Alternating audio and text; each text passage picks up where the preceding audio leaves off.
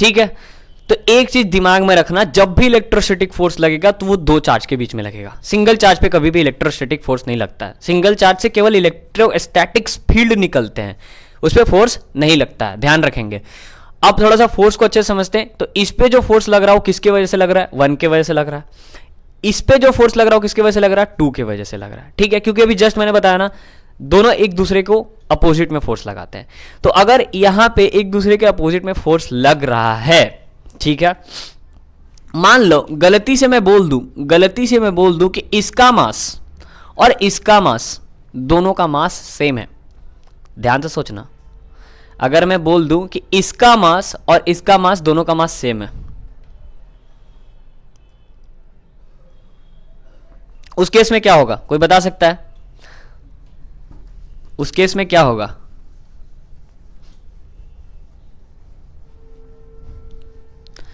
सोच के बताइए, क्योंकि देखिए आज का क्लास बेसिकली कूलम लॉ ही है, कोई एक्स्ट्रा चीज नहीं पढ़ाने वाले आज केवल कूलम लॉ रहेगा और उस पर खाली न्यूमेरिकल चलेगा। मतलब न्यूमेरिकल क्या मतलब? उसके टाइप का क्वेश्चन।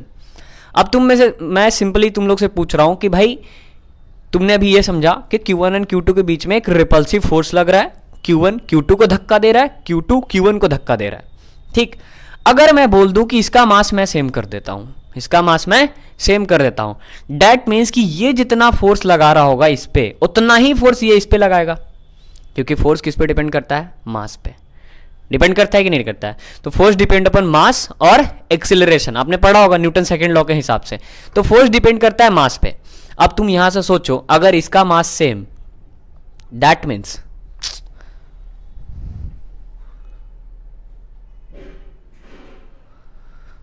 इसका मास सेम, इसका मतलब क्या होगा? दोनों का मास सेम, इसका मतलब ये जितना फोर्स लगाएगा इस पे, उतना ही फोर्स लगाएगा ये इस पे, क्योंकि दोनों का मास क्या है? सेम है। तो इस चीज से हम एक चीज लिख सकते हैं कि जो फोर्स होगा 1-2 वेक्टर का, magnitude of the force 1-2 vector is equal to the magnitude of the force 2-1 vector.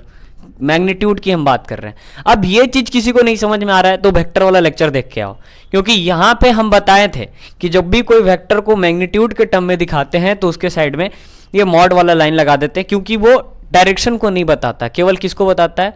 Magnitude को बताता है। तो मैं यहां पे बोल रहा हूं कि भाई फोर्स ऑन 1 ड्यू टू 2, माने 1 पे जितना फोर्स लगेगा, force on 1 due to 2, force on 2 due to 1,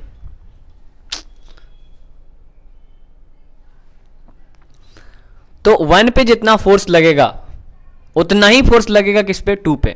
बोले ये बात सबको समझ में आया कि 1 पे जितना फोर्स लगेगा उतना ही फोर्स लगेगा 2 पे। क्यों लगेगा ये सबको समझ में आया? अभी तक क्योंकि बहुत सारे बच्चों थोड़ा सा लेट से ज्वाइन किए थे, तो इसीलिए मैं पूछ रहा हूं फिर से कि इतना तक क्लियर है कि हाँ मैं कह रहा हूं कि फोर्स जितना 1 पे लगता है उतना ही 2 पे लगता है, बिकॉज ऑफ सेम मास। तो एक स्टार पॉइंट बना के लिख लेना, इफ मास इज सेम, या the mass of, if mass of charge is same, then the electrostatic force of two charge is always same in magnitude, always same in magnitude। ठीक है, बोलो इस बात को समझने में किसी को कोई दिक्कत? कि भाई अगर मास ऑफ चार्ज सेम रहता है, मास ऑफ चार्ज अगर सेम रहता है, तो जो हमारा इलेक्ट्रोस्टैटिक फोर्स होगा इन दोनों चार्ज का, वो क्या होगा? इक्वल होगा। लेकिन किस में? मैग्नीट्यूड में। तुम लोग बोलोगे सर मैग्नीट्यूड में इक्वल हो गया तो डायरेक्शन क्या है? तो डायरेक्शन तुम खुद से सोचो यार, Q1 धक्का दे रहा है उसको उधर, Q2 धक्का दे रहा है इधर। माने अगर हम थोड़ा सा प्रैक्टिकली सोचे, आराम से सोचे, तो Q1 का फोर्स किधर है? Q1 धक्का दे रहा है Q2 को इधर, माने Q1 का फोर्स इधर है, Q2 धक्का दे रहा है इधर, मतलब Q2 का फोर्स इधर है। तो अगर हम फोर्स की बात करें तो जो Q2 का फोर्स है वो अपोजिट है Q1 के फोर्स के, तो हम यहां लिख देंगे सेम इन मैग्नीट्यूड बट क्या? Opposite in direction. ठीक है, अपोजिट इन डायरेक्शन। और ऐसा कहीं आपने दूसरा फोर्स सुना है? ऐसा कहीं मिलता जुलता दूसरा फोर्स आपने सुना होगा? अगर आपने मैकेनिक्स पढ़ा है या फिर थोड़ा सा भी अगर 11 का कॉन्सेप्ट होगा या 9th का भी कॉन्सेप्ट होगा तो आपने ये चीज सुना होगा ध्यान से सोचो, मैं यहाँ पे किस चीज़ की बात कर रहा हूँ, मैं यहाँ पे बात कर रहा हूँ कि दो फोर्सेस हैं, चलो ठीक है दो फोर्सेस है, दोनों फोर्सेस इक्वल है, दो फोर्सेस है, दोनों फोर्सेस इक्वल है, ये इसके अपोजिट, ये इसके अपोजिट। क्या ऐसा चीज आपने क्लास 9th में नहीं पढ़ा है, जिससे आप लोग बोलते थे action reaction pair? Action reaction pair में क्या होता? Newton third law. Newton third law में हम लोग क्या बोलते थे? एक्शन रिएक्शन पेयर में क्या बोलते थे कि भाई इधर का फोर्स भी इक्वल, इधर का फोर्स भी इक्वल, ये इसके अपोजिट, ये इसके अपोजिट, है ना। उसमें टीचर्स एग्जांपल देते थे कि मान लो तुमने किसी को एक झाप मारा, तो तुमने एक्शन करा और तुम्हारे फ्रेंड ने तुमको एक झाप मार दिया, मतलब उसने रिएक्शन करा। अगर दोनों का झाप का मैग्नीट्यूड सेम है, डेट मीन्स कि ये कौन सा पेयर है? एक्शन रिएक्शन पेयर है। सीधा सीधी बात कि जितना फोर्स आप लगाते हो किसी चीज पे, उतना ही फोर्स रिटर्न आपको मिलता है, उसको हम लोग बोलते थे एक्शन रिएक्शन पेयर। तो क्या हम इलेक्ट्रोस्टैटिक फोर्स को, एक्शन रिएक्शन पेयर बोल सकते हैं? तो हम यहां लिखेंगे electrostatic force is also called action reaction pair. Action reaction pair, बोले ये बात समझ में आया? अगर मैं तुमसे बोलूं कि electrostatic force is also called action reaction pair, उसके बाद अगर हम थोड़ा सा तुम लोग से एक छोटा सा क्वेश्चन करें, लेकिन इस चीज को पहले समझो। अभी तक हमने क्या क्या क्लियर करा, आराम से समझना। अभी तक हमने कूलम लॉ में क्या क्या क्लियर करा? कूलम लॉ में हमने ये क्लियर करा कि अगर मेरे पास दो पॉजिटिव चार्ज हैं या दो नेगेटिव चार्ज हैं, तो दोनों के बीच में क्या होगा? रिपल्शन होगा। रिपल्शन होगा मतलब दोनों का फोर्स सेम है बट अपोजिट इन डायरेक्शन है। ऐसा सेम चीज हमको देखने को कहां मिलता है? न्यूटन थर्ड लॉ में, जिसमें हम लोग पढ़ते हैं एक्शन रिएक्शन पेयर को। तो इसका मतलब electrostatic is a action reaction pair. Okay, अब मान लो तुम लोग से मैं एक क्वेश्चन करता हूं। मान लो कि मेरे पास 2 kg मास वाला कोई बॉडी है। आपने पढ़ा है ना, चार्ज इज अ प्रॉपर्टी, ठीक है। तो मान लेते हैं मेरे पास कोई 2 kg मास वाला बॉडी है और उस पे हमने 3 कूलम चार्ज रखा है। कितना कूलम चार्ज रखा है? 3 कूलम चार्ज रखा है। या फिर मान लेते हैं इस पे मैंने 2 कूलम चार्ज रखा है। थोड़ा सा सॉल्व छोटा करने के लिए, इसके सामने एक 4 kg का मास ऑब्जेक्ट रखा हुआ है और उस पे 4 कूलम चार्ज है। 4 kg का रखा हुआ है, उस पे 4 कूलम चार्ज है या 8 कूलम चार्ज है, कुछ भी बोल दो, 8 कूलम चार्ज है, कितना भी हो सकता है। मैं तुमसे पूछता हूं कि ये इधर जाएगा? ये 4 kg वाला जो चीज है ये इधर जाएगा? जाएगा कि नहीं जाएगा? और ये भी इधर जाएगा? जाएगा कि नहीं जाएगा? एक चीज बताओ मेरे को, इस चीज को समझ के बताओ। ये यहाँ पे 2 कूलम चार्ज है, यहाँ पे 8 कूलम चार्ज है, इस पे भी प्लस का चार्ज, इस पे भी प्लस का चार्ज, दोनों के बीच में रिपल्सन होगा? यस सर होगा। इसका मास 2 kg है, इसका मास 4 kg है, दोनों के बीच में रिपल्सन डेफिनेटली होगा। तो मेरा कहना है कि भाई ये जो रिपल्सन हो रहा है, ऑब्वियस सा बात है, इसका मास 2 kg है, इसका मास 4 kg है, इस पे चार्ज भी कम है, इस पे चार्ज ज्यादा है। तो बताओ इसका वेलोसिटी कितना होगा? ठीक है, अगर मान लीजिए इसका वेलोसिटी, मान लीजिए अगर मैं बोल दूं कि इसका वेलोसिटी है 20 मीटर पर सेकेंड, कितना है? 20 मीटर पर सेकेंड। तो बताओ इसका वेलोसिटी कितना होगा? इसका वेलोसिटी अगर 20 मीटर पर सेकेंड है तो इसका वेलोसिटी कितना होगा? कौन कौन बच्चा इस क्वेश्चन को समझ पाया? कौन कौन बच्चा इस क्वेश्चन को समझ पाया? डबल होगा? सोच के आराम से बोलो। फिर से मैं एक बार क्वेश्चन को रिपीट करता हूं। फिर से मैंने क्या कहा कि मेरे पास 2 पॉइंट पे 2 चार्जेस हैं, एक है +2 कूलम का, एक है +8 कूलम का। इसका मास है 2 kg, इसका मास है 4 kg। ये चीज समझ में आया आप लोग को कि जो मास इंटू वेलोसिटी था, यहाँ पे क्या था कि यहाँ पे जो मोमेंटम था वो अपना कंजर्व था। मोमेंटम कंजर्व होने की वजह से ही चार्ज से मतलब ही नहीं था, क्वेश्चन अपना मैकेनिक्स का था, लेकिन तुम्हें लग रहा था कि इलेक्ट्रोस्टैटिक का है। भाई इलेक्ट्रोस्टैटिक का खाली यहाँ पे यही यूज हुआ है कि ये जो 2 kg और ये जो 4 kg है, अगर मान लो तुम्हारे सामने ऐसे नॉर्मली सामने रख दें तो वो अट्रैक्ट करेंगे, ठीक है, उन दोनों के बीच में रिपल्शन नहीं होगा।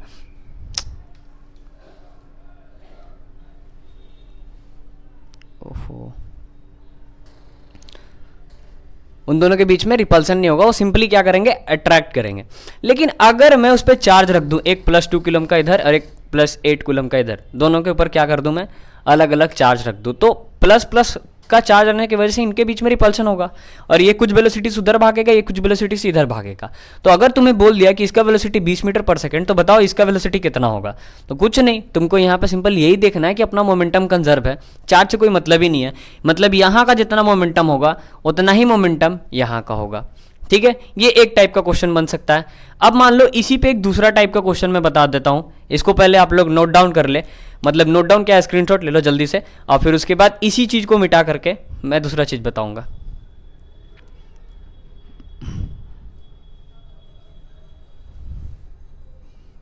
मोमेंटम का फार्मूला कैसे लगाना, ये कैसे मालूम हो रहा है, ये देखो, ये चीज़ बहुत अच्छा चीज़ है जो बच्चा लोग के दिमाग में आता है जनरली, कि यार कैसे पता चलेगा फिजिक्स में कि मेरे को कौन सा फार्मूला लगाना। तो देखो एक बात तो हमेशा याद रखना, जब भी न्यूमेरिकल आता है तो प्रॉपर्टीज से आता है, ठीक है, ऐसे न्यूमेरिकल नहीं देता। यहाँ पे क्या लिखा मैंने, electrostatic force is also called a action reaction pair. अब जब आप एक्शन रिएक्शन पढ़ेंगे ना, तो एक्शन रिएक्शन में आपको बताया जाता है कि एक्शन रिएक्शन तभी होगा जब हमारा मोमेंटम जो होगा वो कंजर्व होगा। मोमेंटम कंजर्व होने का मतलब नेट फोर्स जीरो होना चाहिए। अब देखो यहाँ पे दोनों जगह पे मास सेम है, दोनों जगह पे क्या है, मास सेम है, तो यहाँ पे जो नेट फोर्स हो रहा है जीरो हो रहा है, क्योंकि ये दोनों आपस के क्या है, मैग्नीट्यूड सेम है और डायरेक्शन क्या है, अपोजिट है। तुम सोचो कोई आदमी 5 न्यूटन से इधर से आ रहा है, कोई आदमी 5 न्यूटन से इधर से आ रहा है, दोनों का डायरेक्शन एक दूसरे का अपोजिट है, दोनों 5-5 न्यूटन से आ रहा है, दोनों टकराएगा तो क्या होगा, न्यूट्रल, जीरो। तो यहाँ पे जो नेट फोर्स जीरो होता है, नेट फोर्स जीरो होने के वजह से जितना इनिशियली मोमेंटम यहाँ पे जितना मोमेंटम था उतना ही मोमेंटम यहाँ पे होता है। तो ये न्यूटन थर्ड लॉ का कॉन्सेप्ट है, ठीक है। तो उसको देख करके आपको क्वेश्चन को समझना है। अब इस क्वेश्चन में क्या है, तुम्हारा 2 kg मास है, 4 kg मास है, मास दिया है, वेलोसिटी दिया है, तुमको पता है मास इंटू वेलोसिटी मोमेंटम होता है। तो तुम देखो कि तुमको दिया क्या है, तुम देख रहे हो कि इधर मास इंटू वेलोसिटी मोमेंटम दिया है, इधर मास इंटू वेलोसिटी पूछ रहा है। ओ मतलब इसका मतलब यहां भी मोमेंटम है, यहां भी मोमेंटम, मतलब इन दोनों चीज को लिंक कौन कर रहा है, मोमेंटम लिंक कर रहा है। तो फिर तुमको सोचना है, ओ मतलब ये एक्शन रिएक्शन पेयर है, और एक्शन रिएक्शन पेयर में हमने पढ़ा है कि मोमेंटम क्या होता है, कंजर्व होता है। तो मोमेंटम कंजर्व होता है तो ये चीज हो जाएगा, ठीक है।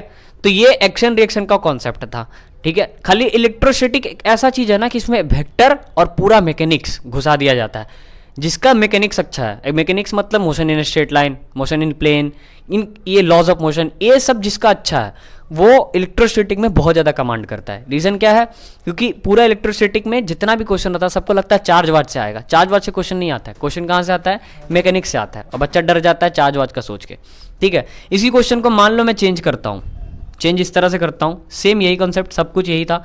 यहाँ पे मैंने वेलोसिटी दे रखा था तो आपने मोमेंटम का केस लगाया, यहाँ पे वेलोसिटी दे रखा था तो आपने मोमेंटम का केस लगाया। अगर मैं डिस्प्लेसमेंट दे दूं, अगर मैं यहाँ पे बोल दूं कि ये 10 मीटर डिस्प्लेस कर रहा है, माने ये 10 मीटर उधर गया, तो बताओ ये कितना मीटर उधर जाएगा, ये 10 मीटर उधर गया तो ये कितना मीटर जाएगा। तो फिर तुम तो सोचो मास इंटू डिस्प्लेसमेंट कर देना है, क्योंकि मोमेंटम कंजर्व है, तो मोमेंटम कंजर्व है, सेम यही चीज। यहाँ क्या हो जाएगा 2 इंटू एक्स, और यहाँ क्या हो जाएगा 4 into 10। X is equal to कितना आ जाएगा 4 इंटू 10/2, कट के कितना आ जाएगा, मतलब ये 20 मीटर, ये कितना मीटर से जाएगा 20 मीटर से इधर जाएगा। मतलब देखो रेट एकदम सेम आ रहा है। तो तुमसे अगर पूछे डिस्प्लेसमेंट वाला क्वेश्चन, इसी क्वेश्चन को डिस्प्लेसमेंट के टर्म में पूछे, सेम वही चीज, वेलोसिटी के टर्म में पूछे, सेम वही चीज, ठीक है। क्लियर है, इस तरह का क्वेश्चन कर सकते हो। इसका स्क्रीनशॉट लो पहले तुम लोग, इसका स्क्रीनशॉट ले लो, तुम ही लोग बोलो तुम लोग को अभी तक मैंने क्या पढ़ा है, इस चीज को पहले समझती हैं फिर उसके बाद आगे। अभी तक आपको मैंने ये पढ़ाया कि भाई जो इलेक्ट्रोस्टैटिक फोर्स होता है, अभी तक मैंने आपको ये पढ़ाया कि इलेक्ट्रोस्टैटिक जो फोर्स होता है उसमें क्या होता है, दो चार्जेस रहते हैं, दो चार्जेस के बीच में फोर्स लगता है। अगर दोनों पॉजिटिव है तो रिपल्शन, दोनों नेगेटिव है तो भी रिपल्शन, एक पॉजिटिव एक नेगेटिव, दोनों के बीच में अट्रैक्शन। मैंने ये समझाया आपको कि अगर एक चार्ज है तो कोई फोर्स नहीं लगेगा जब तक दूसरा चार्ज नहीं आ जाता है, और दूसरा चार्ज आता भी है तो उसके फील्ड में आना चाहिए, फील्ड में आएगा तभी फोर्स लगेगा। मतलब ये इसको धक्का देगा, ये इसको धक्का देगा। चलो ठीक, अगर मान लो मास सेम कर दें, मास सेम कर दे, तो ये इसका जितना फोर्स इस पे लग रहा है उतना ही फोर्स इस पे लगेगा, मतलब force 1 2 is equal to force 2 1। इन दोनों चीज को देख करके हमको अपना 9 क्लास याद आ गया या 11 क्लास याद आ गया, जिसमें हमने पढ़ा था, क्या पढ़ा था कि अगर फोर्सेस सेम होते हैं, अपोजिट डायरेक्शन में होते हैं, तो उसको हम लोग क्या बोलते हैं, उसको हम लोग बोलते हैं एक्शन रिएक्शन पेयर। तो यही चीज लिखे, if mass of charge is same then the electrostatic force of the two charge is always same in magnitude but opposite in direction, ठीक है। मतलब इन सब चीजों को देख के हमने पढ़ा कि भाई इलेक्ट्रोस्टैटिक फोर्स जो होता है एक्शन रिएक्शन पेयर होता है। एक बच्चा आया बोला सर ठीक है, आपने बोला electrostatic force action reaction pair होता है, आपने ये चीज समझाया कि मास सेम होनी चाहिए, बोलेंगे हाँ मास सेम होना चाहिए, और फोर्स जो होने चाहिए अपोजिट डायरेक्शन में होने चाहिए। आया बच्चा, बोला सर मान लीजिए यहाँ पे मैंने एक Q1 चार्ज रखा, हम बोलेंगे ठीक है एक Q1 चार्ज रखते हैं। बोला कि सर इस पे फोर्स लगा रहे, इस पे फोर्स लग रहा होगा, यहाँ पे मैंने कोई Q2 चार्ज रखा, ये Q1 ये Q2 दोनों एक दूसरे के फील्ड में है सर, इस पे फोर्स लग रहा ऊपर के डायरेक्शन में, means force on 1 due to 2, और इस पे फोर्स या फिर नॉर्मल इस पे फोर्स लग रहा होगा ऊपर के डायरेक्शन में, और इस पे जो फोर्स लग रहा होगा किधर लग रहा होगा, नीचे के डायरेक्शन में। क्या उस बच्चे ने सही बोला? बच्चा क्या बोला, Q1 Q2 पे आपने क्या पढ़ाया था, Q1 Q2 एक फील्ड में आना चाहिए। बच्चा बोला ठीक है Q1 Q2 एक फील्ड में है, मान लेते हैं इस पे फोर्स ऐसे लग रहा है, इस पे फोर्स ऐसे लग रहा है, अपोजिट डायरेक्शन भी है, इसका मास m है और इसका मास भी m है, दोनों का मास भी सेम है, ठीक है। एक्शन रिएक्शन पेयर है, एक्शन रिएक्शन पेयर है। क्यों है एक्शन रिएक्शन पेयर? क्योंकि भाई एक्शन रिएक्शन पेयर बस इतना ही कहता है फोर्स लगना चाहिए अपोजिट डायरेक्शन में और दोनों का मास, मतलब वो खाली इतना ही कहता है कि फोर्स अपोजिट डायरेक्शन में लगना चाहिए और दोनों इक्वल होना चाहिए। तो क्या यहाँ पे फोर्स लग रहा है अपोजिट डायरेक्शन में? बिल्कुल लग रहा है। दोनों का मास सेम है, हाँ जी मास सेम है। मास सेम होने की वजह से magnitude of the forces equal होंगे, माने ये फोर्स और ये फोर्स दोनों इक्वल होगा, सही है। मतलब इस जगह पे एक्शन रिएक्शन पेयर लग रहा है, लेकिन इस चीज को इलेक्ट्रोस्टैटिक नहीं बोल सकते। बोल सकते हैं क्या?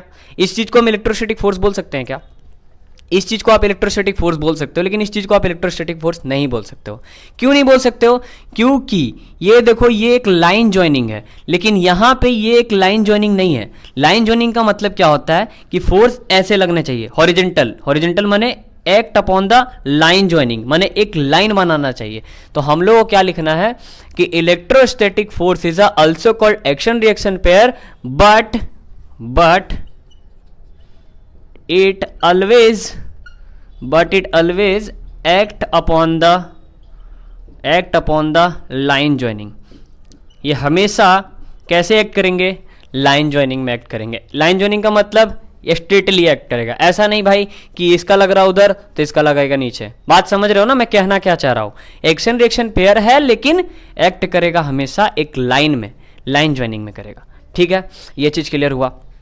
अच्छा, इसके बाद हम लोग एक्चुअली में मूव करेंगे कि कूलम लॉ क्या है, ठीक है। ये तो मैं अभी मतलब थोड़ा सा बेसिक समझा रहा था, इसके बाद हम लोग देखते हैं। इसको पहले खींच लो फोटो वगैरह, इसके बाद अभी आगे बढ़ते हैं। हो गया होगा। जिस दिन सोचो कि लंबा क्लास देंगे उस दिन काफ़ी लेट हो जाता है, क्या ही किस्मत पाए हैं। ठीक है, मान लीजिए कि मैंने एक प्लस क्यू चार्ज रखा, ठीक है, प्लस Q1 चार्ज रखा, यहाँ पे मैंने एक दूसरा प्लस Q2 चार्ज रखा, तो ये वाला चीज़ इधर भागेगा, ये वाला चीज़ इधर भागेगा, ठीक है। इसका जो फोर्स होगा फोर्स ऑन वन माने फोर्स लग रहा है वन पे, किसके वजह से? 2 के वजह से। यहाँ जो होगा क्या होगा? फोर्स ऑन 2, किसके वजह से? 1 के वजह से, माने 2 पे फोर्स लग रहा है, किसके वजह से? 1 पे। कैसे है? Act upon the line joining. चलो ठीक है, act upon the line joining. इसी तरह से अगर मान लो मैं माइनस Q1 ले लूँ, यहाँ पे माइनस Q2 ले लूँ, माइनस Q1 ले लूँ, तो यहाँ जो फोर्स लगेगा कुछ इस तरह का ऐसा ही होगा, फोर्स ऑन 1 ड्यू टू 2 इधर। यहाँ पे ले लूँ तो क्या हो जाएगा? फोर्स ऑन 2 ड्यू टू 1 इधर।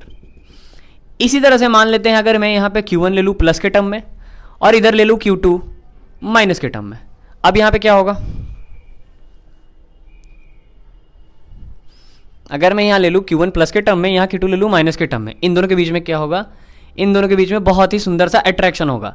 इसका अट्रैक्शन होगा, इसका मतलब वही चीज़ है, फोर्स लग रहा है 1 पे, किसके वजह से? 2 के वजह से, और इधर फोर्स लग रहा है 2 पे, किसके वजह से? 1 के वजह से। लेकिन डायरेक्शंस क्या है?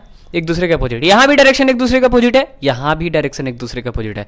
यहाँ पे एक दूसरे के अपोजिट माने ये इधर भाग रहा, ये उधर भाग रहा। यहाँ पे क्या हो रहा है? इसका फोर्स उधर जा रहा है, उसका फोर्स इधर आ रहा है, मतलब यहाँ पे अट्रैक्ट हो रहा है तो यहाँ पे रिपल्स हो रहा है, ठीक है। यही कंडीशंस हो सकते हैं। तो हमारा जो कूलम लॉ था, कूलम क्या बताया था? कूलम एक साइंटिस्ट था, कूलम ने क्या बताया था? ध्यान से समझना। जैसे मान लो ये हमारा अर्थ है, ये हमारा अर्थ है, अर्थ पे एक मास ऑब्जेक्ट है, अर्थ के कुछ हाइट से मास ऑब्जेक्ट है। इस मास ऑब्जेक्ट को जब हम ड्रॉप कराएंगे, इस मास ऑब्जेक्ट को हम ड्रॉप कराएंगे तो यहाँ एक फोर्स से ये नीचे गिरेगा, माने यहाँ पे कुछ तो ऐसा फोर्स होगा जो इसको अपने तरफ टानता है, ठीक है। उस फोर्स को हम लोग कौन सा फोर्स बोलते हैं? ग्रेविटेशनल फोर्स, ठीक है। क्या बोलते हैं? Gravitational force. जैसे इस चीज़ को ध्यान से देखेंगे, जैसे मान लीजिए ये मार्कर है, ठीक है, ये कुछ हाइट पे है, नीचे अर्थ सरफेस अपना, ठीक है, ये कुछ हाइट पे है, उस हाइट के बीच में मैंने अपना हैंड लगा दिया, मतलब ये समझो कि ये मेरा हाथ अर्थ सरफेस के जैसा ट्रीट करो, ये कुछ हाइट पे है। जब ये नीचे गिरा तो कुछ तो ऐसा फोर्स था जो इसको नीचे टाना। वो फोर्स क्या था? तो आपने बोला ग्रेविटेशन फोर्स था। उसको किसने बताया था? न्यूटन ने बताया था कि हाँ भाई ग्रेविटेशन फोर्स निकालने का एक तरीका होता है Gm1m2/r², जिसको न्यूटन ने बताया था।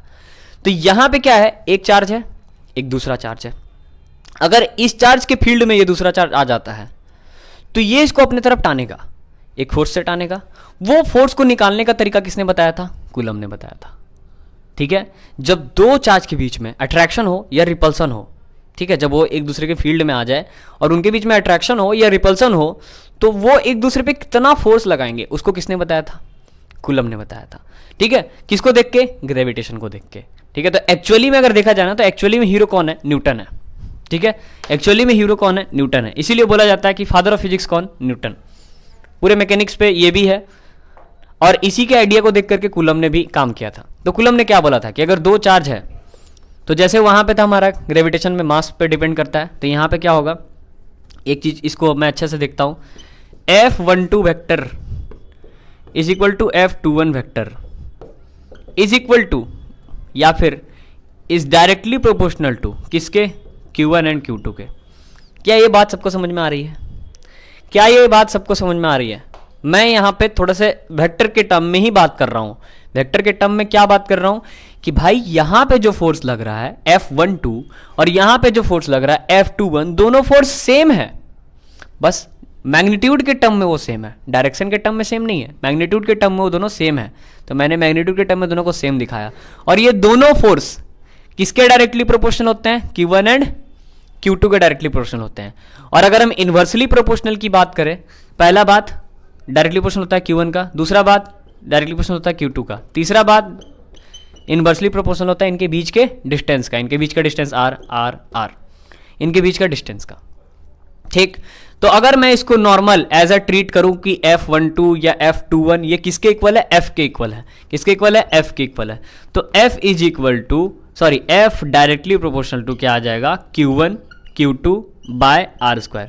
देखो ये दोनों डायरेक्टली थे, तो डायरेक्टली का काम कर रहा है, देखो ये डायरेक्टली का काम कर रहा है, और R² इन्वर्सली का काम कर रहा है। तो F directly proportional to Q1 Q2 by R²। अब ये प्रोपोर्शनलिटी हटा दो, तो क्या आ जाएगा? K Q1 Q2 by R²। ठीक है, और ये जो चीज है यहाँ पे K का वैल्यू क्या होता है? तो आप सबको पता होगा सर, K का वैल्यू होता है 1/4πε0। सर ये एप्सिलॉन नॉट क्या होता है? कोई कोई बता सकता है?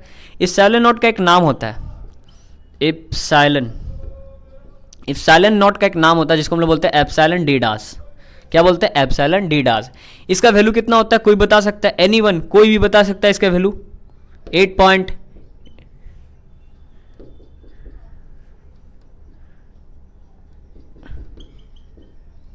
Yes, very good, newton metre square पर कूलम स्क्वायर।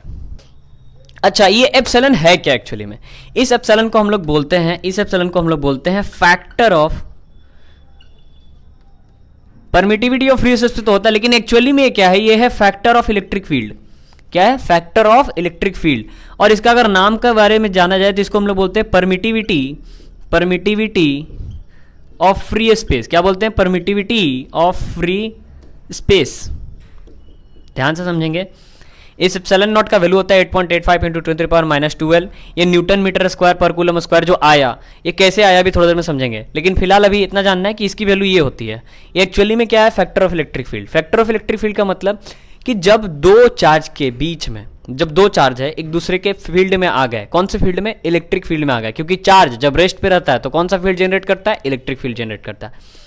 तो जब दो चार्ज एक दूसरे के इलेक्ट्रिक फील्ड में आ गए, तो वहां पे जो एयर है, उस एयर के वजह से उन दोनों के फोर्स में थोड़ा सा तो कुछ ना कुछ वेरिएशन होगा। ठीक है, तो उसी वेरिएशन को बताता है कौन? Epsilon not. इसीलिए बोला जाता है फैक्टर ऑफ इलेक्ट्रिक फील्ड। ठीक है, इसी तरह से मान लो अगर यहाँ पे एक मैग्नेट रख दिया, इधर नॉर्थ पोल इधर साउथ पोल, तो इस नॉर्थ और साउथ के बीच में अट्रैक्शन होगा, क्योंकि मैग्नेट के पोल में आपने पढ़ा है, या फिर बचपन में अपने एक्सपेरिमेंट भी किया होगा, दो मैग्नेट ले लो, चिपकता है, तो उन दोनों के बीच में जो अट्रैक्शन होता है, उस अट्रैक्शन में बीच में एयर रहता है, तो वो एयर इनके अट्रैक्शन को थोड़ा सा कहीं ना कहीं डिफेक्ट करते हैं। तो यहां पे जो निकल के आता है उसको हम लोग बोलते हैं म्यू नॉट। म्यू नॉट का मतलब होता है permeability of free space. Permeability of free space basically क्या है? Permeability of free space basically क्या है? Factor of factor of magnetic field. Factor of magnetic field का मतलब कि जब मैग्नेटिक फील्ड होता है तो उनके बीच का जो फोर्स होता है उसमें थोड़ा बहुत जो क्या बोल सकते हैं उसको, डिस्टर्बेंस बोल दो या जो भी है, उसको हटाने के लिए हम लोग magnetic factor of magnetic field को हटाने के लिए हम लोग यहाँ पे म्यू नॉट देते हैं। ठीक है, नहीं तो मान लो ये म्यू नॉट नहीं देता, एप्सिलॉन नॉट नहीं देता, अब बोलता है कि कांस्टेंट आ गया, ये जो के का वैल्यू है कांस्टेंट आ गया, तो कांस्टेंट का मतलब क्या होता है, वो कभी चेंज नहीं होता। ठीक है, तो हम लोग यहाँ पे क्या किए हैं कि एक एजम्पशन कर लिए कि इन दो चार्ज के बीच में जो भी हवा वगैरह है उसको नेग्लेक्ट करने के लिए, माने उसको हटाने के लिए हम लोग एप्सिलॉन लगा दिए हैं। ठीक है, ताकि कोई ये ना आके बोल दे कि बीच में दो चार्ज के बीच में अट्रैक्शन तो हो रहा था लेकिन इसमें मान लीजिए एयर था या कुछ कोई मीडियम में था या कुछ और था, तो उस वक्त क्या होगा, तो इसीलिए हम लोग एप्सिलॉन लगा दिए। अब कोई मीडियम में लगाएंगे तो उसके रिलेटिव में देख सकते हैं, एयर के रिस्पेक्ट में। ठीक है, एप्सिलॉन नॉट जो हुआ वो एयर के रिस्पेक्ट में है, और जब हम इसको किसी मीडियम में रख देंगे तो वहाँ एप्सिलॉन नॉट के टर्म में देखेंगे जहाँ पे रिलेटिव हो जाएगा। ठीक है, ई आर के रिस्पेक्ट में। बोलो इतना चीज क्लियर हुआ। अब ध्यान देना k is equal to 1/4 pi epsilon naught है। अगर तुम 1/4 पाई का वैल्यू 3.14 और एप्सिलॉन नॉट का वैल्यू ये वाला डालते हो तो जो k का वैल्यू आएगा, वो आएगा 9 × 10⁹ न्यूटन इनवर्स मीटर पर स्क्वायर कूलम स्क्वायर। ठीक है, ये आएगा आपका k का वैल्यू। तो आपको याद रखना k का वैल्यू ये होता है, एप्सिलॉन नॉट का वैल्यू ये होता है, और अपने जो फोर्स जो लगता है अपना ये लगता है। बोलो किसी को कोई दिक्कत? आई थिंक मेरे हिसाब से किसी को कोई दिक्कत नहीं। हाँ,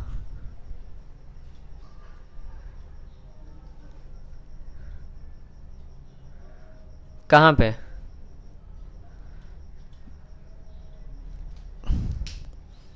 न्यूटन मीटर स्क्वायर पर देख लेते हैं। ये न्यूटन मीटर स्क्वायर, हाँ पर कूलम, ठीक बोल रहे हो, न्यूटन मीटर स्क्वायर, और यहाँ हो जाएगा पर कूलम स्क्वायर, और यहाँ पे उल्टा हो जाएगा न्यूटन इनवर्स मीटर पर स्क्वायर और कूलम स्क्वायर।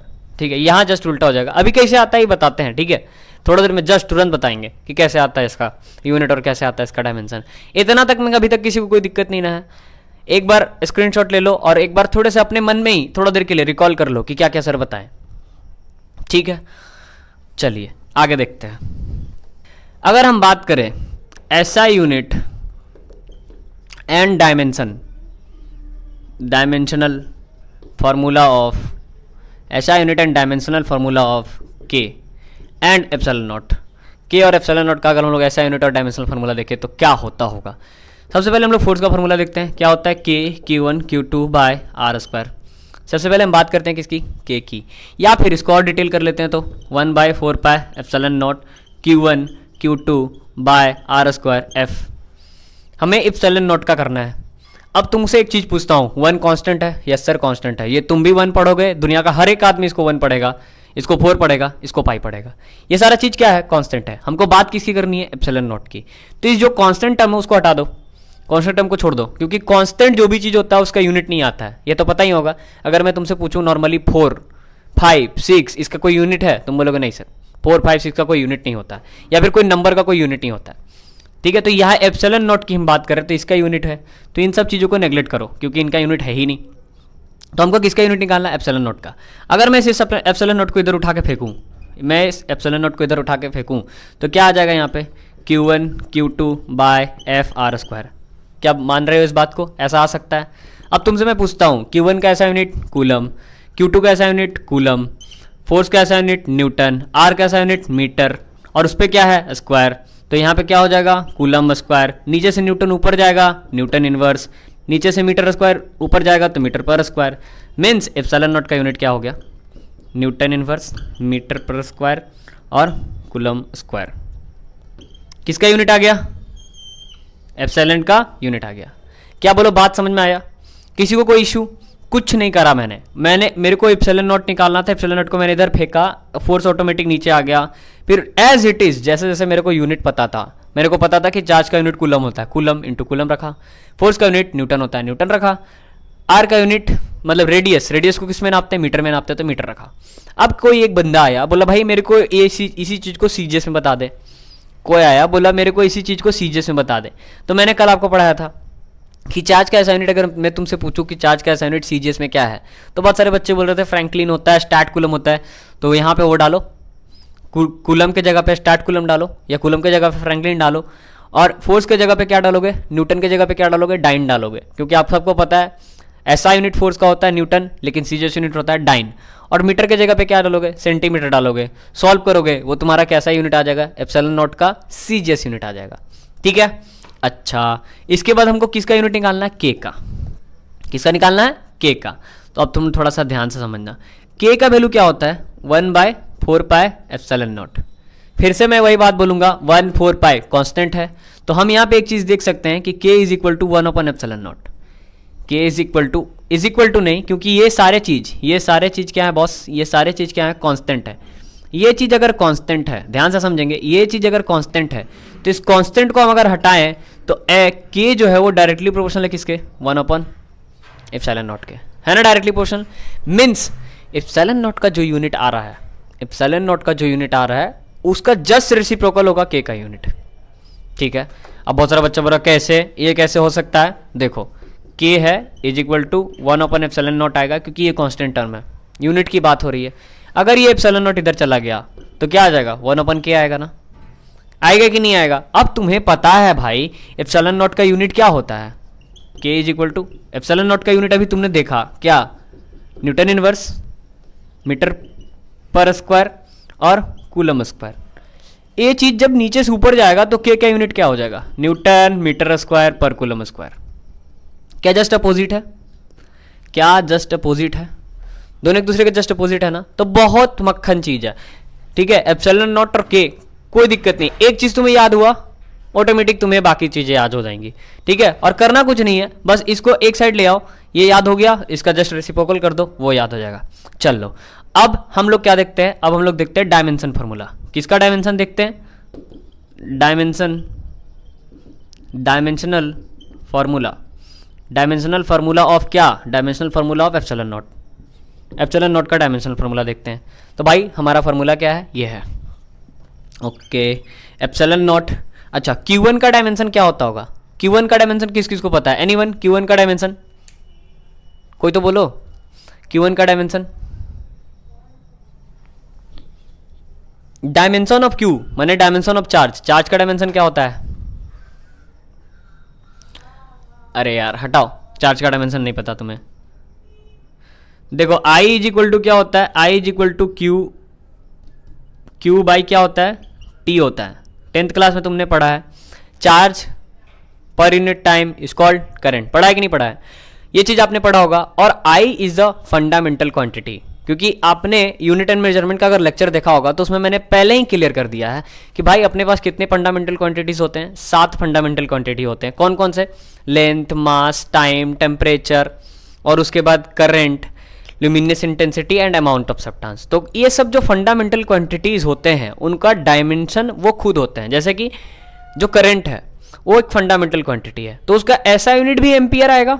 और तुम डायमेंशन की बात करोगे ना तो डायमेंशन का सिंबल भी ए ही रहेगा, ऐसा यूनिट का सिंबल भी ए रहेगा और डायमेंशन का सिंबल भी ए ही रहेगा।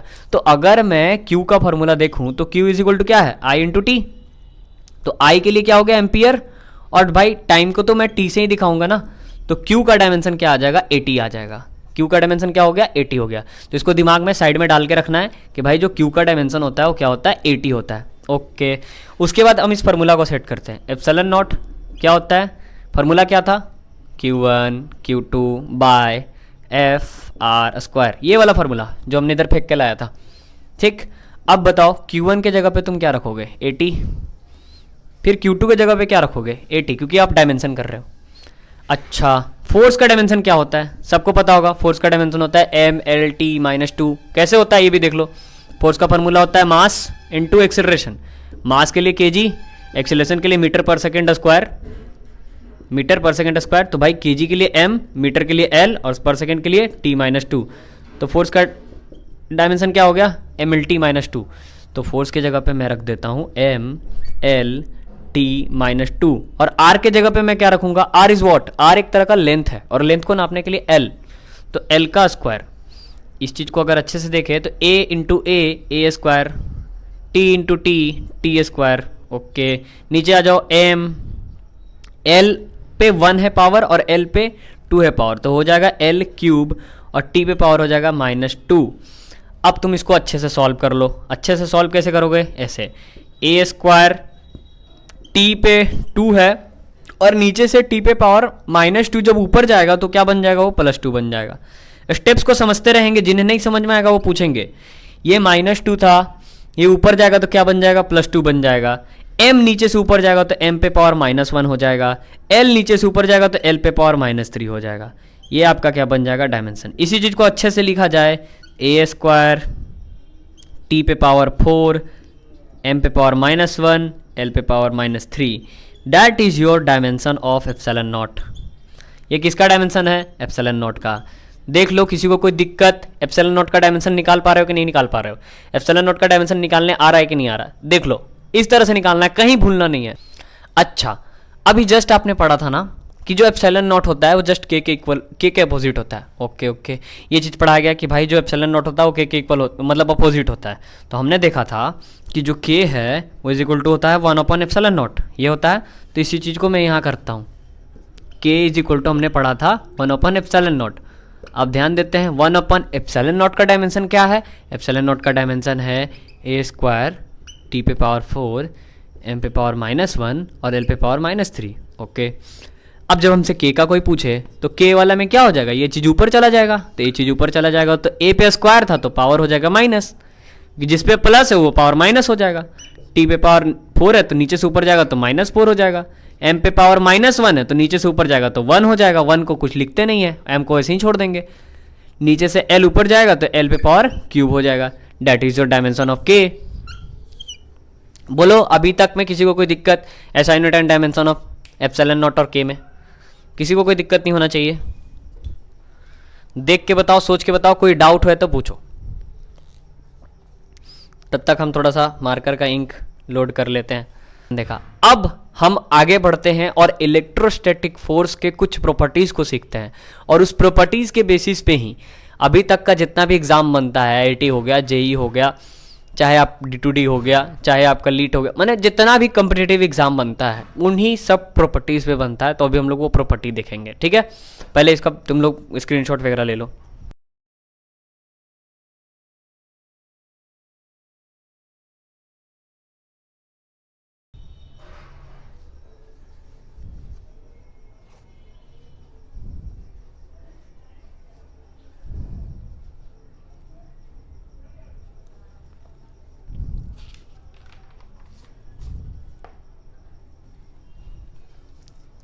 चलिए भाई। अच्छा, electrostatic force are the conservative force, कहीं पे आता है, 1 मार्क्स का क्वेश्चन तुम्हें दे देगा, ठीक है?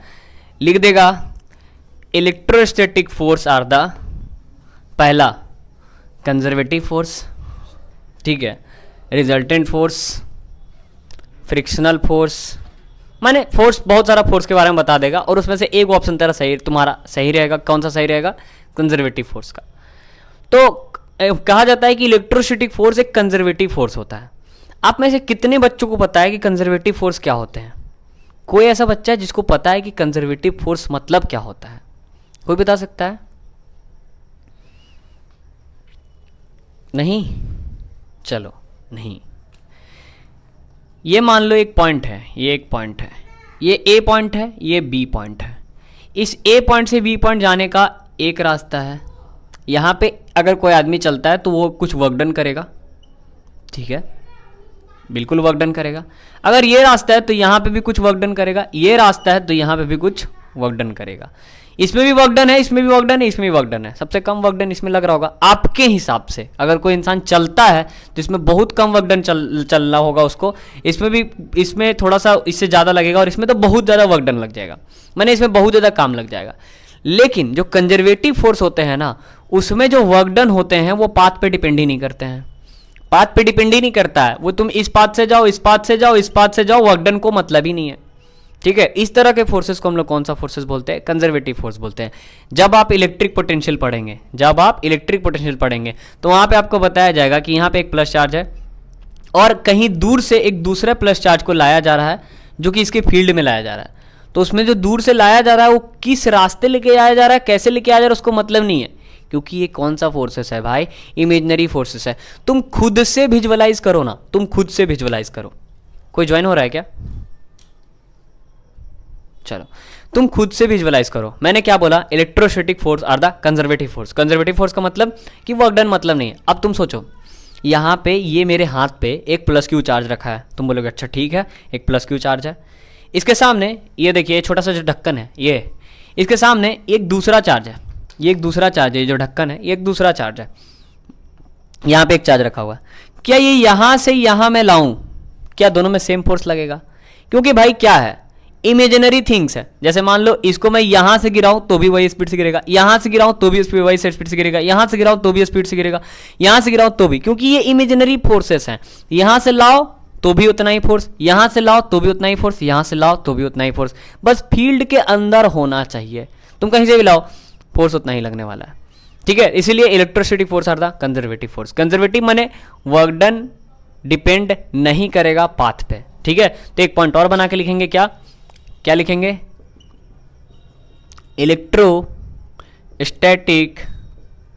इलेक्ट्रोस्टैटिक फोर्स आर द, कौन सा फोर्स, कंजर्वेटिव फोर्स।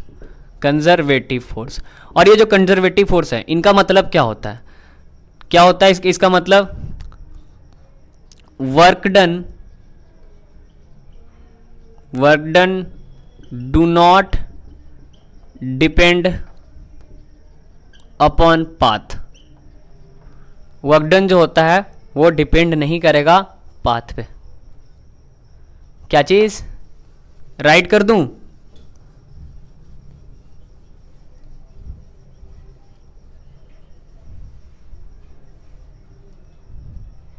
अच्छा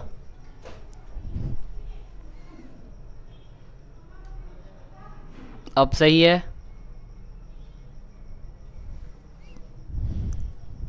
इन बात है ना कि मैं राइट हैंड से लिखता हूं तो इसीलिए थोड़ा सा वो चीज़ तो उधर जाएगा ही जाएगा।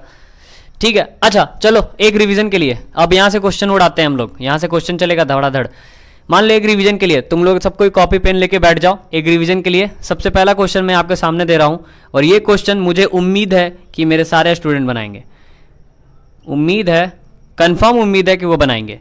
एक यहाँ पे 1 कूलम का चार्ज रखा हुआ है, एक यहाँ पे 5 कूलम का चार्ज रखा हुआ है, बीच की रेडियस है 5 मीटर, बीच की रेडियस है 5 मीटर। जल्दी से बता दो फोर्स क्या होगा, जल्दी से बता दो फोर्स क्या होगा, एकदम सबके मुंह से आंसर आना चाहिए।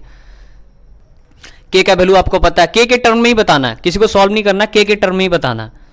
What is force? देखो अगर हम फोर्स की बात करें, के Q1 Q2 by R square होता है। ठीक है, के Q1 मेरा कितना है 1 कूलम, Q2 मेरा कितना है 5 कूलम, आर स्क्वायर मेरा कितना है 5 मीटर, 5 मीटर का स्क्वायर कितना हो जाएगा 25। तो अगर इसको हम सॉल्व करें तो 5 और 25 कटेगा तो क्या हो जाएगा k/5, माने हमारा जो फोर्स आएगा वो कितना आएगा k/5। मीन्स इन दोनों के बीच का जो फोर्स लगेगा वो कितना लगेगा k/5। तो ये सब नॉर्मली होना चाहिए, लेकिन इसी क्वेश्चन को थोड़ा सा हम और इंटरेस्टिंग बना दें, कि मैंने यहाँ लिख दिया 1 मीटर, मैंने यहाँ लिख दिया 1 मीटर, यहाँ पे मैंने कोई चार्ज नहीं रखा, मैंने यहाँ लिख दिया 1 मीटर, यहाँ पे हमने कोई चार्ज नहीं रखा, बस मैंने बोल दिया एक Q1 है एक Q2 है, एक Q1 है एक Q2 है, दोनों पॉजिटिव है। मैं तुमसे पूछ रहा हूँ find minimum force between them. इनके बीच का सबसे मिनिमम फोर्स बता दो, इनके बीच का सबसे मिनिमम फोर्स बता दो। मैं ऑप्शन नहीं दे रहा हूं। नहीं, ये रटा रटाया कंसेप्ट ना लाए मेरे सामने। वो कब होता है जब यहाँ पे 1 कूलम यहाँ पे 1 कूलम दोनों रहे, तब F = K के बराबर होता है। वो केस भी बताऊंगा। मैं यहाँ बोल रहा हूँ क्या कि यहाँ पे कोई चार्ज मैंने नहीं दिया, 1 कूलम भी नहीं दिया, 2 कूलम कुछ नहीं, मैंने यहाँ चार्ज दिया ही नहीं है। मैं बस बोल रहा हूँ यहाँ Q1 है यहाँ Q2 है, दोनों प्लस के टर्म में है, बीच का रेडियस बस 1 मीटर है। मैं तुमसे पूछ रहा हूँ मिनिमम फोर्स बता दो इन दोनों के बीच का, find minimum force between them. कोई ऐसा लड़का या कोई ऐसी लड़की जो बना सके इस क्वेश्चन को, find minimum force between them. जल्दी जल्दी जल्दी, नहीं हो रहा है। देख मिनिमम फोर्स का मतलब देखो, यहां पे मैंने मिनिमम के नीचे अंडरलाइन करा। अब पता है इतना स्मूथ कॉन्सेप्ट से क्वेश्चन है ना, मतलब मिनिमम का मतलब क्या होता है कि सबसे छोटा फोर्स, और यार सबसे छोटा फोर्स कब देगा? जब चार्ज को सबसे छोटा रखेंगे। और चार्ज को छोटा कब रख सकते हैं हम लोग? चार्ज को छोटा तब हम रख सकते हैं जब हम यहाँ पे इलेक्ट्रॉन रख दें, क्योंकि आपको पता है smallest unit of the charge electron, ठीक है, इलेक्ट्रॉन से छोटा कोई चीज है ही नहीं।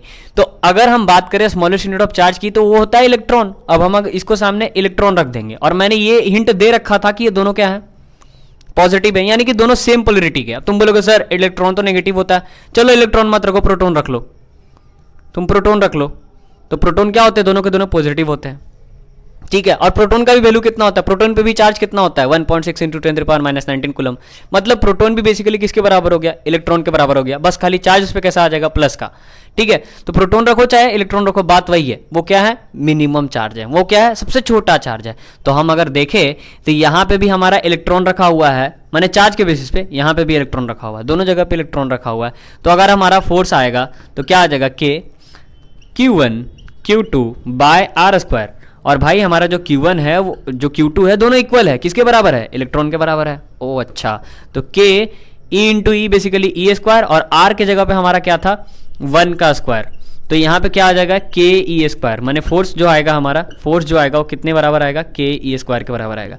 लो आ गया एक MCQ का क्वेश्चन तुम्हारे एग्जाम में, बोला फाइंड मिनिमम फोर्स, और तुम पूरा दिमाग लगा रहे हो, ठीक है। या फिर इसको कोई ऐसे कर देगा K × 1.6 × 10⁻⁻19 कूलम, ये भी ऑप्शन में दे दिया, ठीक है। K² दे दिया, चाहिए ऑप्शन में दे दिया, अब तुम लोग लगा ही नहीं पाओगे, ठीक है। या फिर मान लो 9 के साथ मल्टीप्लाई करके कुछ ऑप्शन में दे दिया, अगर पूरा नंबर दे रहा है तो 9 के साथ मल्टीप्लाई करके दे दिया, तो सॉल्व करके एक बार देख लेना क्या आ रहा है, ठीक है। ये क्वेश्चन हो गया। तो इस तरह का क्वेश्चन तुमसे पूछ सकता है। मतलब मैक्सिमम तुम लोग को ध्यान किस पे देना है? हमेशा ध्यान देना है प्रॉपर्टीज पे, प्रॉपर्टीज के क्वेश्चन को लगाना है, ठीक है। इसका अगर स्क्रीनशॉट लेना जल्दी से ले लो, इरेज करेंगे। ओके, इसको इरेज कर देते हैं। अच्छा, अब मैं आपको एक नया प्रॉपर्टी के बारे में बता रहा हूँ। नया प्रॉपर्टी कुछ थोड़ा सा इंटरेस्टिंग है। इंटरेस्टिंग क्या है? देखो मान लो कि एक Q1 चार्ज है, मान लो एक Q1 चार्ज है, ये बड़ा स्मार्ट सा, बड़ा सुंदर सा चार्ज है, बहुत स्मार्ट है, ठीक है। इसके सामने Q2 चार्ज है। Q2 चार्ज कैसा है? नेगेटिव है, और इसके फील्ड में है, माने इसके घर के आसपास रहती है। तो ये Q1 मान लो पॉजिटिव, माने लड़का होगा, Q2 मतलब नेगेटिव। इसके पीछे ये पूरा पागल, ठीक, पागल मतलब इनके बीच में अट्रैक्शन हो रहा है, क्योंकि ये प्लस ये माइनस। क्या ये इस पे फोर्स लगा रहा होगा? और क्या ये इसको भी उतना ही फोर्स लगा रहा होगा? माने Q1 इस पे फोर्स लगा रहा होगा और Q2 इस पे फोर्स लगा रहा होगा। मतलब इसका अगर फोर्स देखे तो ये इसको उतना ही प्यार दे रहा होगा जितना ये इसको प्यार दे रहा होगा, अगर मैग्नीट्यूड सेम रखे तो मतलब यहाँ पे जो फोर्स लग रहा हो कितना, क्या लग रहा है? फोर्स ऑन 1, माने फोर्स ऑन 1 किसके वजह से? 2 के वजह से। और यहाँ जो फोर्स लग रहा है वो क्या है? फोर्स ऑन 2 किसके वजह से? 1 के वजह से। दोनों के बीच में अट्रैक्शन हो रहा है, दोनों के बीच में प्यार बहुत अच्छे से चल रहा है, क्योंकि ये बहुत सुंदर लड़का है, यानी कि सुंदर चार्ज है। तो इसके सामने मान लो कि एक Q3 आ जाता है, और वो Q3 भी कैसा आता है? नेगेटिव। Q3 भी नेगेटिव आता है, और ये वो भी इसके फील्ड में आ जाता है। तो क्या वो इस पे अट्रैक्शन करेगा? क्या वो इस पे अट्रैक्शन करेगा? करेगा कि नहीं करेगा? लेकिन रियल लाइफ में ऐसा नहीं होता, ठीक है। इस पे भी अट्रैक्शन करेगा। अब इस पे अट्रैक्शन करेगा तो जितना इस पे फोर्स लगा रहा, क्या उतना ही फोर्स इस पे भी लगाएगा? माने फोर्स ऑन 1 ड्यू टू 3, माने जितना इस पे फोर्स लग रहा था उतना ही फोर्स इस पे भी लगाएगा। अच्छा, क्योंकि ये बहुत सुंदर लड़का है तो इसके सामने एक तीसरा चार्ज भी, और एक चार्ज आ जाता है -Q4, और वो भी इसके फील्ड में। क्या इस पे फोर्स लगाएगा? बिल्कुल लगाएगा। कितना लगाएगा? सेम उतना ही जितना इसको दे रहा था, F1 4, ठीक है, फोर्स ऑन 1 ड्यू टू 4 की वजह से। क्या ये और इसके आने की वजह से या इसके आने की वजह से इसको कोई इफेक्ट पड़ा? माने इसका प्यार कम हुआ? नहीं, इसका प्यार भी उतना ही था, इसका प्यार भी उतना ही था, इसका प्यार भी उतना ही था। मीन्स जो चार्ज होता है वो इंडिपेंडेंट होता है, जो फोर्स होता है कौन? इलेक्ट्रोस्टैटिक फोर्स जो होता है, इनके बीच में जो फोर्स लग रहा है इलेक्ट्रोस्टैटिक फोर्स लग रहा, जो इलेक्ट्रोस्टैटिक फोर्स होता है वो इंडिपेंडेंट होता है presence and absence of other charges पे। माने कोई बाहरी चार्ज आए ना आए मतलब नहीं है, जो इलेक्ट्रोस्टैटिक फोर्स है जितना एक के साथ है उतना ही दूसरे के साथ होगा, ठीक है। बात समझ में आ रहा है? तो यहाँ पे एक पॉइंट लिख लेना है। क्या पॉइंट लिख लेना है? कि इलेक्ट्रोस्टैटिक फोर्स, EF माने इलेक्ट्रिक फील्ड नहीं, electrostatic force, electrostatic force are independent on presence and absence of other charges। माने ये क्या होता है, इंडिपेंडेंट होता है presence and absence of other charges. माने जितना इस पे लगा रहा उतना इस पे लगाएगा, उतना ही इस पे लगाएगा। बोलो इस पॉइंट से कोई दिक्कत, किसी को कोई प्रॉब्लम नहीं होगा। चलिए इज्जत से वेक्टर किसने किसने पढ़ा है, क्योंकि प्रीवियस लेक्चर में मैंने वेक्टर पढ़ाया है, तो वेक्टर का कॉन्सेप्ट किस किस के पास है। जिसके इसके पास वेक्टर का कॉन्सेप्ट है वो यहाँ पे धुआं उड़ा रहे हैं, जिनके पास वेक्टर का कॉन्सेप्ट नहीं है वो चुपचाप से मुंह बंद करके बैठ रहे हैं, क्योंकि उनसे होगा ही नहीं। चलो देखते हैं क्वेश्चन। मान लेते हैं यहाँ पे एक क्यू चार्ज है, ठीक है, एक क्यू चार्ज है, बहुत अच्छा। फिर यहाँ पे एक क्यू चार्ज है, दोनों जगह पे क्यू चार्ज है। फिर आ जाओ यहाँ पे, ओहो, यहाँ पे भी एक क्यू चार्ज है, ठीक है, तीनों क्यू चार्ज हैं, 3 क्यू चार्ज हैं अपने पास। इसका डिस्टेंस भी ए है, इसका डिस्टेंस भी ए है, इसका डिस्टेंस भी ए है। सर ये तो इक्विलेटरल ट्रायंगल है। अच्छा, ये इक्विलेटरल ट्रायंगल है, तीनों पे क्यू क्यू क्यू चार्ज रखा हुआ है। मैं तुमसे पूछता हूँ कि बता दो मेरे को नेट चार्ज। मैं तुमसे पूछता हूँ नेट चार्ज ऑन, मान लो इस वाले पे नेट चार्ज बता दो, इस पॉइंट पे नेट चार्ज बता दो, ठीक है। मैं तुमसे ये पूछता हूँ, या फिर सिंपल मैं तुमसे पूछता हूँ, मान लीजिए ये Q1 है, ये Q2 है और ये Q3 है, तो मैं तुमसे पूछता हूँ नेट चार्ज ऑन Q3, और कुछ इस तरह कंडीशन दे दूँ कि Q1 is equal to Q2 is equal to Q3 is equal to Q। ये कंडीशन दे रखा है कि Q1 किसके बराबर है, Q2 के बराबर, Q2 किसके बराबर है, Q3 के बराबर, और वो किसके बराबर है, Q के बराबर। मैंने एक ले रखा है, और मैं तुमसे पूछ रहा हूँ कि 3 पे नेट चार्ज ऑन 3 कितना होगा। बस फॉर्मूले के टर्म में ही बताना है, जल्दी से बता दो। नेट चार्ज ऑन 3, जिनको वेक्टर आता होगा वो धुआं उड़ाएंगे, मैंने पहले ही बोला था। थोड़ा सा टाइम देते हैं जो बच्चा वेक्टर पढ़ के आया उसके लिए, बाकी नहीं होगा तो फिर बोल देना।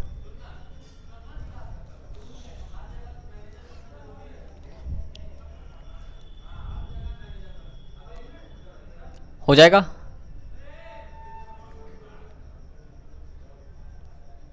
इतना बता दो, कर पाओगे कि नहीं कर पाओगे?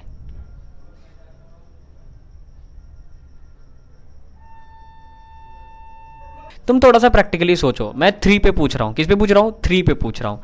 तो तुम थोड़ा सा प्रैक्टिकली सोचो कि ये Q1 है, ये Q3 है। अगर हम इसका देखें, ये Q1 है, ये Q3 है, तो अगर इसका हम देखें तो इसका फोर्स किधर लग रहा होगा, इधर। फोर्स ऑन 3 ड्यू टू 1, इसकी डायरेक्शन किधर होगी, इधर होगी। होगी कि नहीं होगी? अच्छा, इधर जो फोर्स लग रहा होगा कुछ इस तरीके का फोर्स लग रहा होगा, जिसका नाम होगा force on 3 due to 2। Force on 3 due to 2 माने 3 पे फोर्स लग रहा है 2 के वजह से, 3 पे फोर्स लग रहा है 1 के वजह से, दोनों का फोर्स ऐसा है। इक्विलेटरल ट्रायंगल में आप सबको पता है कि 60 डिग्री की एंगल होती है, यहाँ भी, यहाँ भी, यहाँ भी, वही फालतू पाप जो हम लोग करते आते हैं। ये 60 है, 60 सब 60 है, तो भाई वर्टिकल अपोजिट के बेसिस पे ये भी 60 है, ठीक, ये भी 60 है। अच्छा, इन दोनों चार्ज का मैग्नीट्यूड क्या है, सेम है, रेडियस भी क्या है, सेम है। तो अगर हम यहाँ पे फोर्स देखें, फोर्स ऑन 3 ड्यू टू 2, तो यहाँ पे क्या आएगा, K, Q, यहाँ पे क्या हो जाएगा, Q, फिर से Q बाय R स्क्वायर। माने डायरेक्टली अगर हम देखें तो यहाँ पे जो फोर्स आ रहा है वो क्या आ रहा है, सॉरी, यहाँ पे जो फोर्स आ रहा है KQ square by A square. बोलो ये बात समझ में आया, KQ square by A square कैसे हुआ? क्योंकि सर इसका वैल्यू भी Q है, इसका वैल्यू भी Q है, बस हम डेनोशन के लिए Q1 Q2 Q3 लिखे हैं ताकि इस चीज को हम समझा पाए। तो इसका फोर्स भी आएगा KQ square by A square, और इसका फोर्स भी आएगा क्या, KQ square by A square, क्योंकि यहाँ भी Q, यहाँ भी Q, बीच की दूरी A स्क्वायर। दोनों का फोर्स सेम है, सेम है कि नहीं सेम है? वेक्टर में नहीं विश्वास है, मेरे लेक्चर को जाके एकदम रिपीट करके देख लेना। वेक्टर में मैंने बताया था कि अगर दो फोर्सेस जिसका मैग्नीट्यूड सेम हो जाए और बीच में कुछ एंगल हो, एक फोर्स है, दो फोर्सेस जिसका मैग्नीट्यूड सेम हो जाए और बीच में कुछ एंगल हो, तो उसका मैंने रिजल्टेंट का एक फार्मूला बताया था कि बाबू जब उस वक्त रिजल्टेंट निकालोगे तो सिंपल करना 2x cos square theta by 2, 2x cos square theta by 2। याद आया होगा कुछ बच्चों को। 2x यहाँ पे क्या था, x माने जो भी सेम फोर्सेस हैं या फिर जो भी सेम चीज है, सेम वेक्टर है, जैसे यहाँ भी फोर्स है, यहाँ भी फोर्स है, तो ये x का रूप ले लिया, तो 2x cos square theta by two. अब तुम सोचो 2x हमारा क्या है यहाँ पे, के Q square by A square cos square नहीं था, कॉस थीटा बाई टू था, कॉस थीटा बाई टू। तुम बताओ 60 का आधा कितना हो जाएगा, कॉस 30। अब तुम यहाँ से सॉल्व करो, 2k³ square by A square into cos 30 का वैल्यू बता देगा कोई मेरे को, कॉस 30 का वैल्यू साइन 60 के बराबर होता है। यस सर, साइन 60 के बराबर होता है, मैंने साइन 60 √3/2 होता है, 2 और 2 कैंसिल हो गया, तो यहाँ पे आंसर आ गया √3k³ square by A square. बोलो चमका, बोलो ये चीज़ समझ में आया कि नहीं आया? ये चीज़ कितने लोगों को पच गया? क्या चीज़? ये आर क्या है? ओहो, ये आर क्या है? इनके बीच का एक रिजल्टेंट फोर्स निकल के आएगा ना, इनके बीच के एक रिजल्टेंट फोर्स निकल के आएगा, उसी को हम लोग आर बोलते हैं। ठीक है, तो हम इसको आर को एफ नेट लिख देते हैं। मैं यहाँ पे क्या लिख देता हूँ, एफ नेट लिख देता हूँ, क्योंकि ये फार्मूला है तो इसको आर ही लिख देते हैं। ये मैंने एक यहाँ पे फार्मूला लगाया। और स्टार्टिंग में जब मैं वेक्टर पढ़ा रहा था तुम्हें, जब मैं वेक्टर पढ़ा रहा था तो वहाँ पे मैंने केस इसीलिए कराया था कि देखो बच्चा, जब आपका वेक्टर सेम रहेगा तो इस तरीके का फार्मूले लगाना, और डायरेक्शन के लिए direct tan theta is equal to, मैंने alpha is equal to theta by 2 कर देना, मैंने उसका आधा कर देना, वही डायरेक्शन से जाएगा। कब? जब वेक्टर सेम रहेगा। क्यों पढ़ाया था?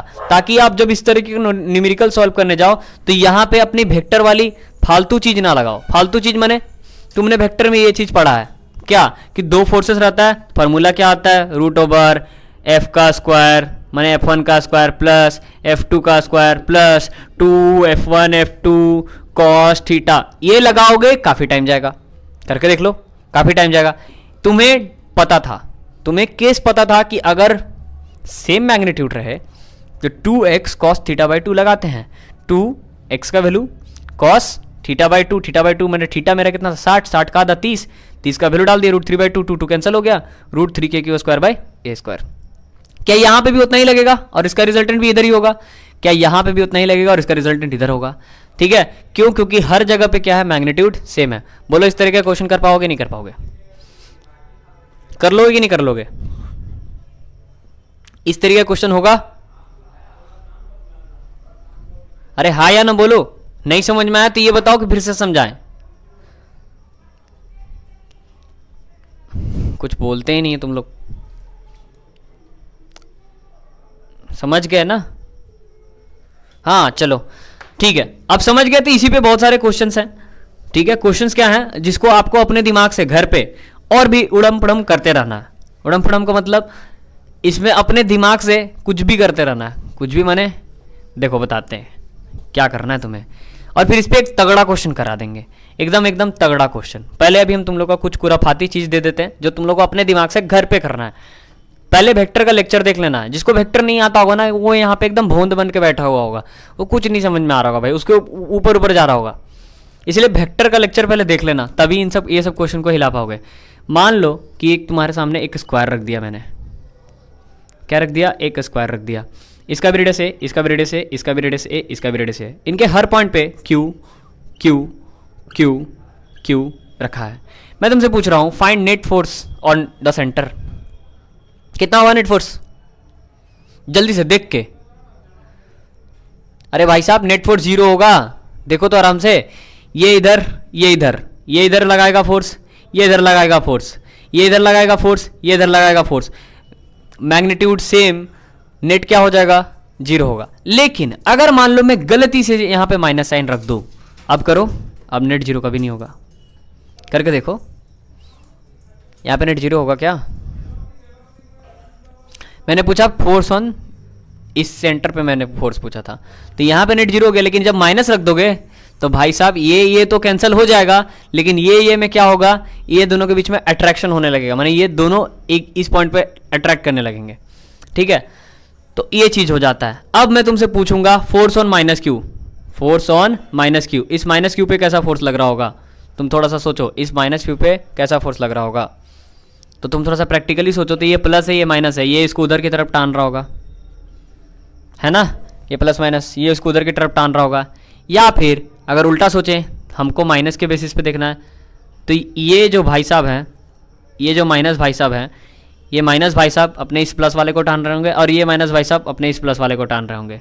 तो अगर यहाँ माइनस रहता है तो ये चीज़ होगा, ठीक है, इनका बीच का रिजल्टेंट निकलेगा 90 डिग्री के बेसिस पे। तो ये पूरा पूरी वेक्टर है, जिनको वेक्टर आता है वो चार्ज को यहाँ रखेंगे, चेंज करेंगे, काम करेंगे। इस तरह से तुम इस तरह का डायग्राम भी लिख सकते हो, हेक्सागोन ले लो, पेंटागोन ले लो, कुछ भी ले लो, और वहाँ पे तुम क्या कर दो, चार्ज रख दो, यहाँ रख दो क्यू, यहाँ रख दो क्यू, यहाँ रख दो क्यू, यहाँ रख दो क्यू, यहाँ रख दो क्यू, यहाँ रख दो क्यू। नेट पूछो, नेट पूछो, तो बस खाली देखना है, वेक्टर के कंपोनेंट्स तोड़ने हैं, काम करना है। इसका एक तगड़ा क्वेश्चन करा देते हैं जिससे थोड़ा सा दिमाग हिले, ठीक है, जो थोड़ा सा दमदार लगे कि हाँ है कुछ, ठीक है। इन सब क्वेश्चन मतलब ये सब क्वेश्चन जो है इसका ग्रुप में PDF भेज देंगे प्रैक्टिस के लिए, करना नहीं होगा फिर बताना, ठीक है, क्योंकि क्लास में इतना सारा क्वेश्चन डिस्कस नहीं कर सकते हैं, जो जो कुछ है लेवल का उसी को डिस्कस करेंगे। चलिए अभी मैं आप लोगों के सामने एक अच्छा सा क्वेश्चन बनाता हूँ, ये ऊपर वाले चीज़ को मिटा ही देते हैं, ये फालतू का। 10 बज गया। चलिए मान लीजिए कि ये आपके सामने एक घंटा है, एक घड़ी है। बहुत फेमस क्वेश्चन, बहुत फेमस क्वेश्चन भाई, एकदम बहुत हद से ज़्यादा फेमस क्वेश्चन। मैक्सिमम टीचर जो फिजिक्स पढ़ाता है वो इस क्वेश्चन को बताएगा तुम्हें, ठीक है, जो कॉम्पिटिटिव का पढ़ाता है। मान ले घड़ी है, यहाँ पे 12 कूलम चार्ज है, यहाँ पे 1 कूलम का चार्ज है, यहाँ पे 2 कूलम का चार्ज है, और यहाँ पे 3 कूलम का चार्ज है। 3 कूलम यहाँ पे है, यहाँ पे 4 कूलम का चार्ज है, यहाँ पे 5 कूलम का चार्ज है, और इधर इसके सामने 6 कूलम का चार्ज है, ठीक। इसी तरह से 7 कूलम का चार्ज है, 8 कूलम का चार्ज है, 9 कूलम का चार्ज है, इस तरह से 10 कूलम का चार्ज है, और 11 कूलम का चार्ज है। इस तरह से चार्ज है। आपसे पूछ रहा है कि सेंटर पे अगर मैं 1 कूलम का चार्ज रख दूं, सेंटर पे अगर मैं 1 कूलम का चार्ज रख दूं तो नेट फोर्स सेंटर पे कितना होगा। Find net force, find net force at the centre, find net force at the centre. कोई बता सकता है कि सेंटर पे नेट फोर्स कितना होगा? एनीवन?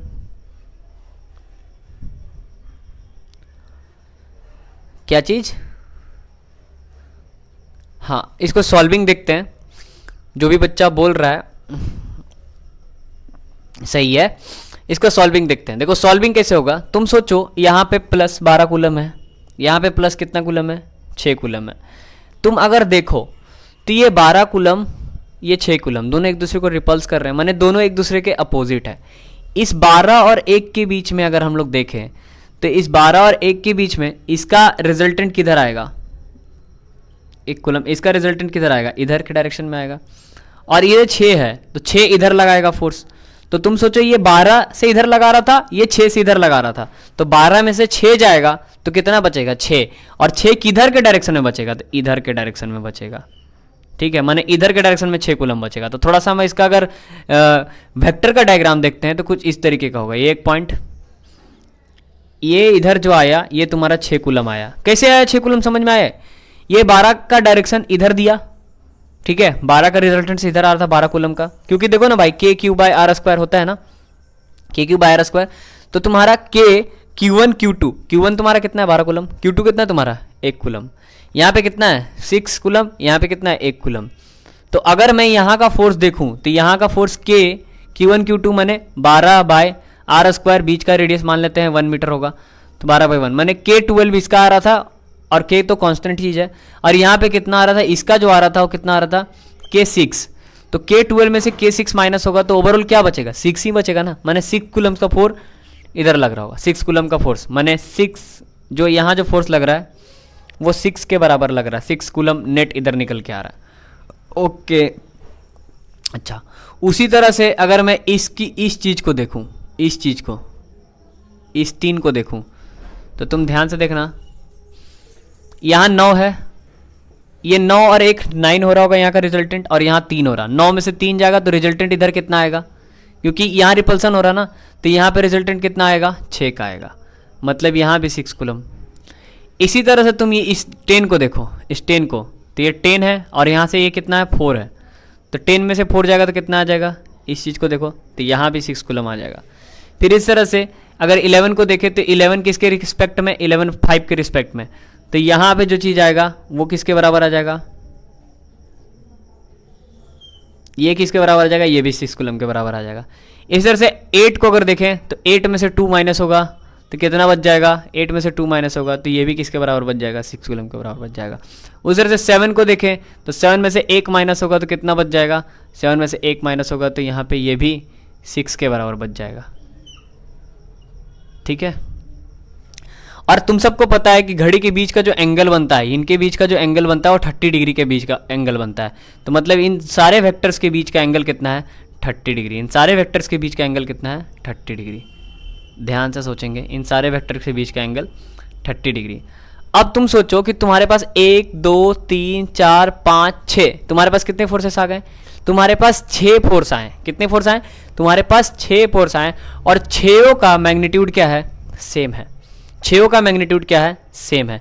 तो लेट हम मान लेते हैं कि ये जो 6 फोर्स है उसका मैग्नीट्यूड F है, जो कि किसके इक्वल है, 6 कूलम के इक्वल है। ठीक है, मैंने उसका मैग्नीट्यूड F मान के हम क्वेश्चन को सॉल्व करते हैं, फिर लास्ट में 6 पुट कर देंगे। तो तुम अगर ध्यान से सोचो तो मैग्नीट्यूड तो अपना सेम है, क्योंकि यहाँ था 1 यहाँ था 6, मैग्नीट्यूड दोनों का सेम है। अगर तुम थोड़ा सा प्रैक्टिकली सोचो तो इस चीज़ को ध्यान से देखिए आप लोग, इस चीज़ को और इस चीज़ को, जिसको मैं थोड़ा मोटा कर रहा हूँ, ये 2 चीज़ आपको दिख रहा है आमने सामने। ये जिसको दोनों मोटा किया, यहाँ पे जो बीच के एंगल बनेगा वो कितना डिग्री का बनेगा, 60 डिग्री का। और दोनों का मैग्नीट्यूड सेम है, दोनों का मैग्नीट्यूड सेम है। तो फार्मूला क्या निकल के आएगा, एफ नेट कैसे निकलता है, एफ नेट का फार्मूला होता है 2f, अभी बताया था ना मैंने, 2x cos θ/2, तो 2f cos θ/2।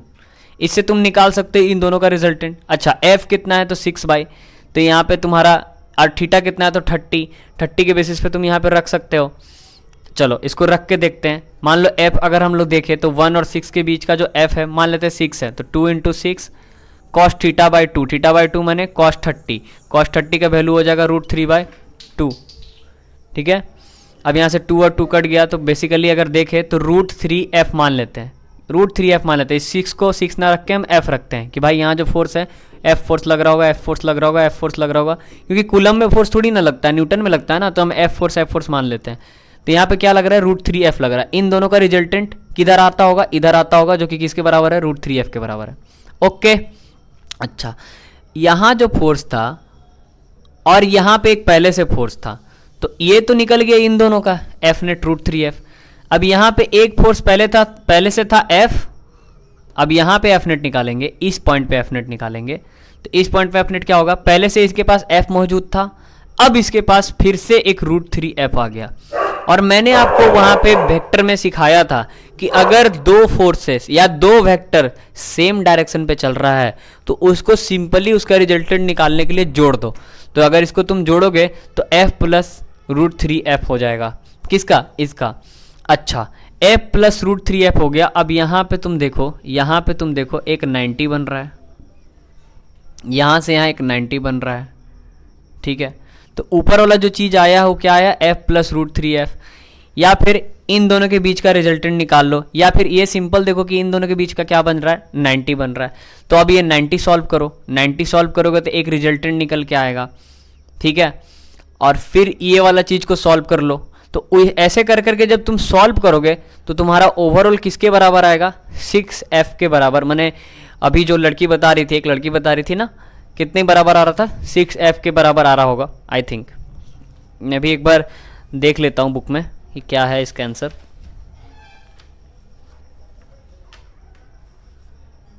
बेसिकली इसका जो आंसर आएगा वो आएगा k6/a²। इसका जो फोर्स का आंसर आएगा वो क्या आएगा, k6/a²। तो ये बेसिकली क्या है, तुम्हारा वेक्टर है। तो वेक्टर के बेसिस पे तुमको इसको सिंपली सॉल्व करना है, सॉल्व करके इसको f मान के ही सॉल्व करना है। ठीक है, f मान के सॉल्व करना है, या तुम कूलम मान के भी सॉल्व करोगे तो कोई दिक्कत नहीं है। तो तुम्हारा रेट रिजल्टेंट कितना आएगा, k6/a² निकल के आएगा। ठीक है, तो आज की क्लास में बेसिकली इतना ही। कल हम लोग और भी न्यूमेरिकल्स देखेंगे इलेक्ट्रोस्टैटिक का, और आप लोग सबसे रिक्वेस्ट है कि वेक्टर का लेक्चर को नेक्स्ट क्लास में देख करके आना। इसलिए देख करके आना क्योंकि वेक्टर नहीं रहेगा ना तो फिर आगे मज़ा नहीं आएगा। वेक्टर के लेक्चर को देख के आना, फिर आगे हम लोग इलेक्ट्रिक फील्ड, इलेक्ट्रिक फ्लक्स समझेंगे और आगे का चीज़ को अच्छे से करेंगे। ठीक है।